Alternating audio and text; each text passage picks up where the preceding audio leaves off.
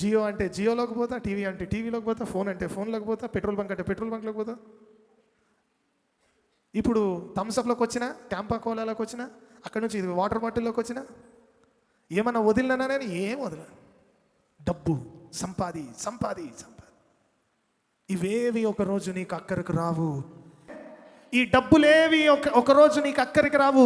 యేసు మాత్రమే నిన్ను స్వస్థపరచగలడు. యేసు మాత్రమే నిన్ను పరలోకానికి చేర్చగలడు.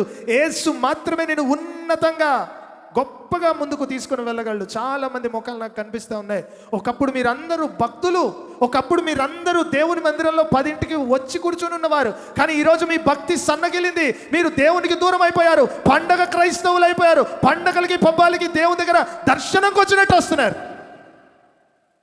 అందుకు కాదు నా యేసయ్య సిలువ వేయబడింది, అందుకు కాదు నా యేసయ్య విరగొట్టబడింది, అందుకు కాదు నా యేసయ్య నలగొట్టబడింది, అందుకు కాదు నా యేసయ్య సమాధి చేయబడింది, అందుకు కాదు నా యేసయ్య తిరిగి లేపబడింది.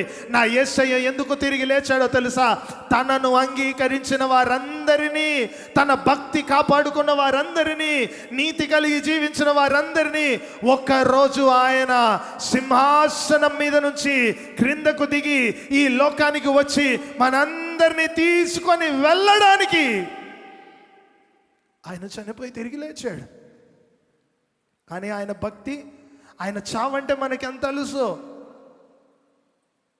ఆయన రెజరక్షన్, ఆయన పునరుత్థానం అంటే మనకి ఎంత తెలుసు.